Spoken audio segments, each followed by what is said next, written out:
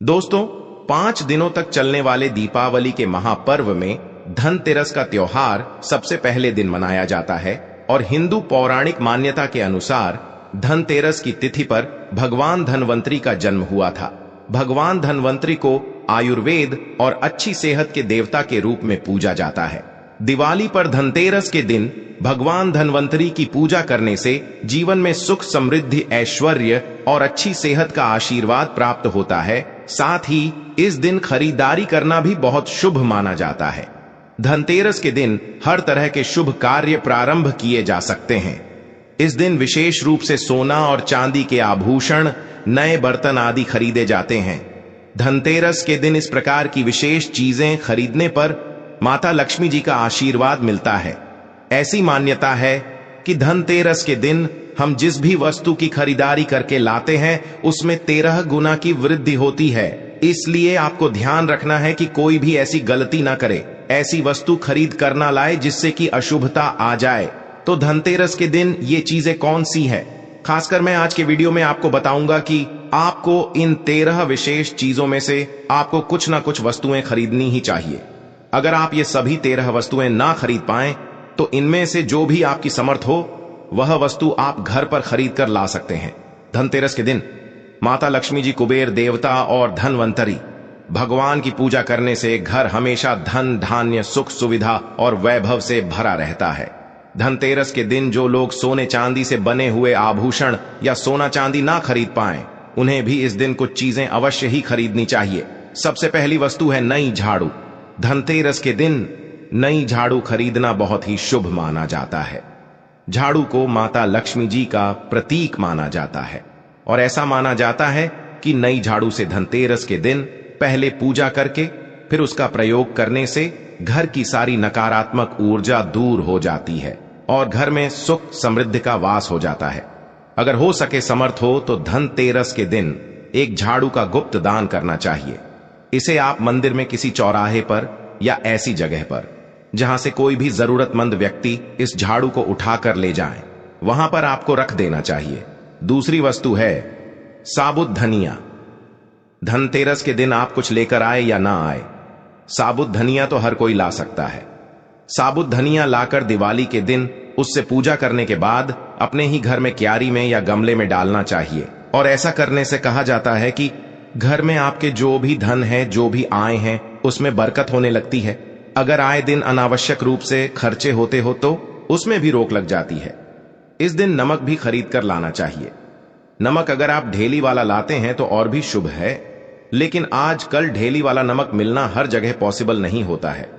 तो आप जो भी नमक आपको मिल पाता हो वो नमक आप इस दिन घर पर लेकर आए। धनतेरस से लेकर दीपावली के अगले दिन गोवर्धन और भाई दूज तक आप इसी नमक का प्रयोग करें और इन 5 दिनों तक लगातार आपको नमक का पोछा भी घर में लगाना चाहिए। ऐसा करने से एक तो दरिद्रता दूर हो जाती है और घर से नकारात्मक ऊर्जा भी दूर हो जाती है। चौथी वस्तु जो आपको घर पर लानी चाहिए वो है गोमती चक्र। कहते हैं जिस घर में गोमती चक्र होता है वहां सुख, सौभाग्य और समृद्धि की वृद्धि होती है। गोमती चक्र घर पर रखने से वास्तु दोष भी दूर हो जाता है और अगर घर परिवार में किसी भी सदस्य में आत्मविश्वास की कमी हो तो धनतेरस के दिन गोमती चक्र लाकर उनके हाथ से पूजा करवाकर फिर बाद में आपको इन गोमती चक्र को अपने मंदिर में या फिर धन रखने के स्थान पर आपको रख देना चाहिए। ऐसा करने से जो भी संबंधित परेशानी है वो दूर हो जाती है। आपको ये सारी वस्तुएं मार्केट में पूजा वाली दुकान में बहुत आसानी से मिल जाएंगी। 5वीं वस्तु है कौड़िया। कौड़िया आपको सफेद, भूरी, पीली या चितकबरी मिल जाएगी, लेकिन आपको जो कौड़ियाएं लानी है वो दिया तो सफेद लेकर आए या फिर पीले रंग की कौड़ियाएं लेकर आए। कहते हैं जिस घर में कौड़िया होती है वहां पर माता लक्ष्मी जी हमेशा वास करती है।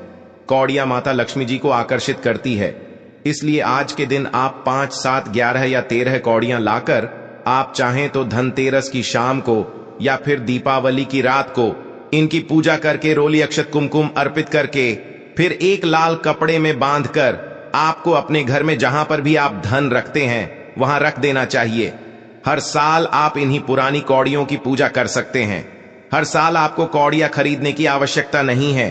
यदि आप नई कौड़ियां खरीदना ही चाहते हैं तो पुरानी कौड़ियों को आप जल में प्रवाहित कर दें। छठी वस्तु है श्रीयंत्र। श्रीयंत्र खरीदते समय देख लीजिएगा कि उस पर सभी चिन्ह, सभी जो भी निशान होते हैं वो अच्छे से अंकित होने चाहिए। श्रीयंत्र जिस घर में होता है, नियमित रूप से श्री यंत्र की पूजा जिस घर में होती है, वहां पर भी कभी धन का अभाव नहीं रहता। श्री यंत्र की उत्पत्ति को लेकर धार्मिक प्राणों में उल्लेख मिलता है कि एक बार माता लक्ष्मी जी अप्रसन्न होकर पृथ्वी से वैकुंठ लोक चली गई। माता के रुष्ट हो जाने से धरती पर बहुत सारी समस्याएं प्रकट हो गई। ब्राह्मण और महाजन बिना लक्ष्मी जी के निधन हो गई। तब ब्राह्मणों में श्रेष्ठ वशिष्ठ मुनि ने निश्चय किया कि मैं लक्ष्मी जी को प्रसन्न कर पृथ्वी पर वापस ले आऊंगा। जब मुनि वशिष्ठ वैकुंठ में जाकर महालक्ष्मी जी से मिले तो उन्हें पता चला कि माता लक्ष्मी जी तो अप्रसन्न है और वह किसी भी स्थिति में पृथ्वी पर आने को तैयार नहीं है।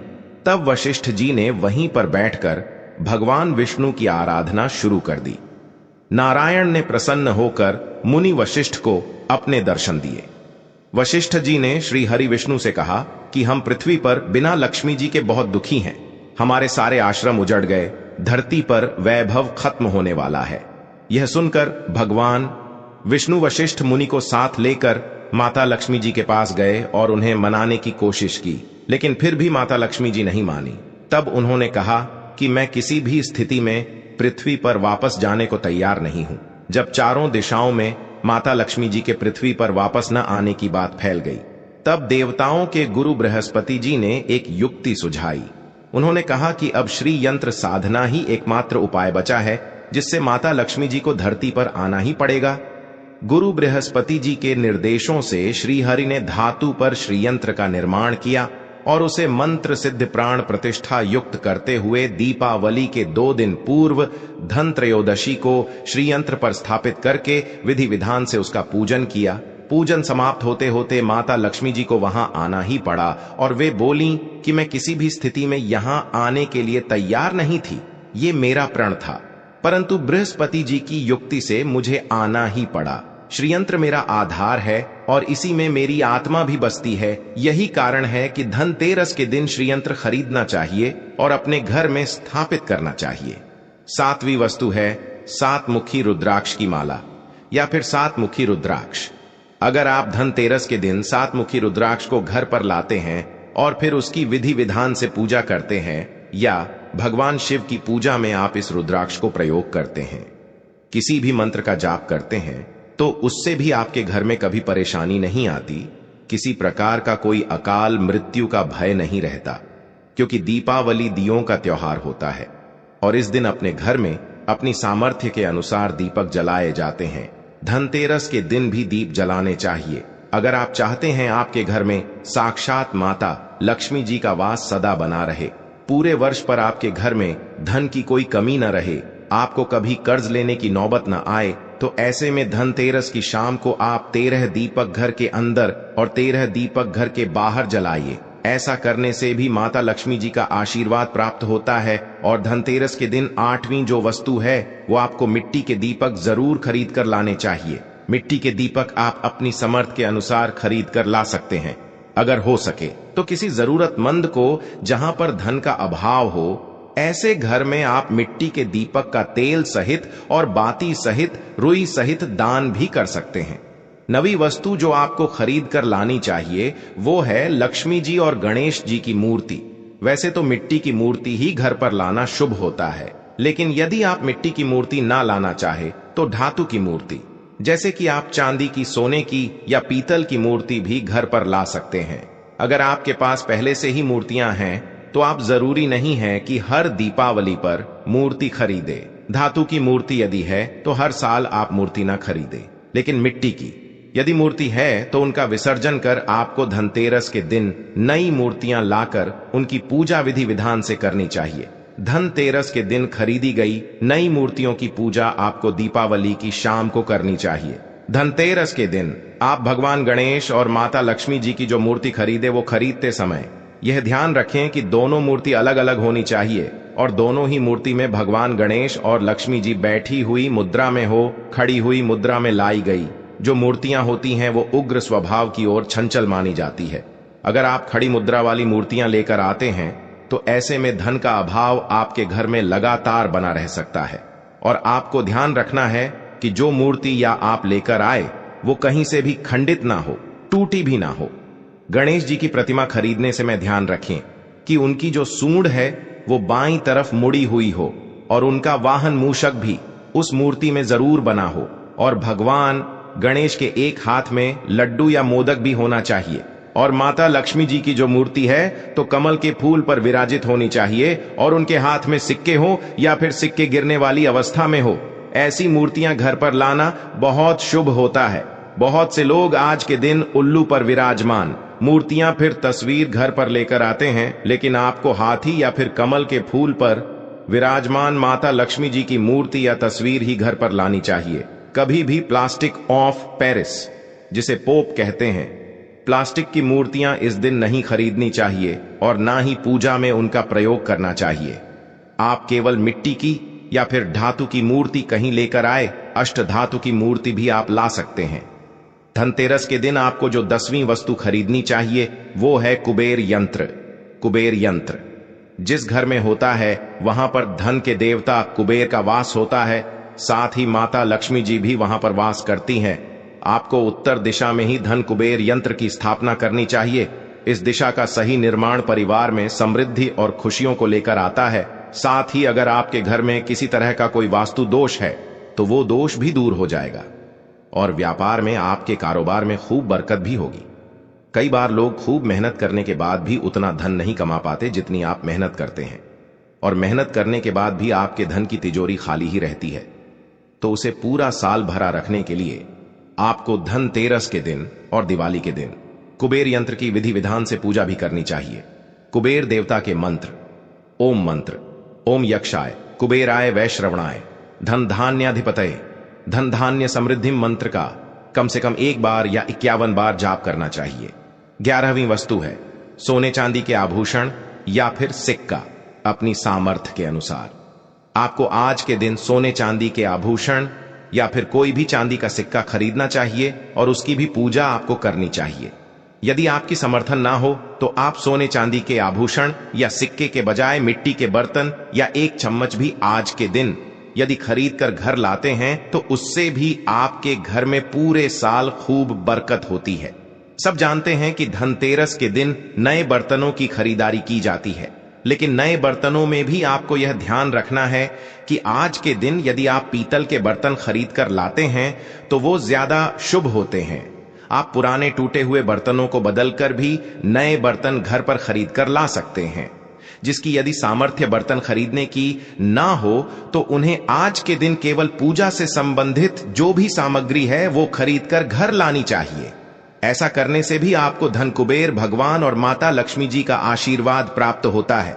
जिसकी अगर समर्थ हो तो वो अपनी सामर्थ्य के अनुसार लेकिन कुछ भी चाहे वो खरीद सकता है। लेकिन बर्तनों में आपको लोहे के बर्तन इस दिन भूल से भी नहीं खरीदने चाहिए। लोहे के बर्तन खरीदने से एक तो शनि दोष लगता है, शनि ग्रह से संबंधित परेशानियां आपके जीवन में आपकी कुंडली में घर परिवार में आ सकती हैं, और राहु केतु ग्रह भी पलवान हो जाते हैं। 13वीं वस्तु है पूजा का सामान और धार्मिक पुस्तकें। अगर आप अब तक बताई गई सभी 12 वस्तुएं खरीदने में असमर्थ हैं तो आज के दिन यदि आप अपने घर में पूजा से संबंधित कोई भी वस्तु खरीद कर लाते हैं, जैसे कि मिट्टी के दिए वगैरह कुछ भी लेकर आते हैं, तो उससे भी आपको धनतेरस के दिन की गई पूजा का पुण्य अवश्य ही प्राप्त होता है। अगर आपको पूजा से संबंधित कोई सामान लाना है, जैसे कि रोली, अक्षत, कुमकुम, कलावा या फिर कोई भी सामान, लौंग, इलायची, पान, सुपारी, बताशा, तो वो भी आप इस दिन खरीद कर ला सकते हैं। इसके अलावा अब धार्मिक पुस्तकों में जैसे कि व्रत कथाएं हैं या फिर पूरे हफ्ते पढ़ने वाले जो भी व्रत त्योहार है, आरहतियों की किताब है, और अगर आप पढ़ते हो तो आप पुराण भी अपने घर पर ला सकते हैं। और पुराण घर पर लाने के बाद जब भी आपको समय हो तो खुद भी पढ़ना चाहिए और दूसरों को भी पढ़कर सुनाना चाहिए। ये सारी वस्तुएं यदि आप इनमें से कुछ भी या सारी वस्तुएं भी खरीद कर लाते हैं तो उससे कहा जाता है कि आपके घर में पूरे वर्ष माता लक्ष्मी जी की कृपा बनी रहती है। घर में कभी भी आपको कर्ज लेने की स्थिति नहीं आएगी। आप जितना भी कमाएंगे उसमें आपको 13 गुना की वृद्धि मिलेगी। ये जानकारी अगर आपको पसंद आई हो तो वीडियो को लाइक करके हमारे चैनल को सब्सक्राइब जरूर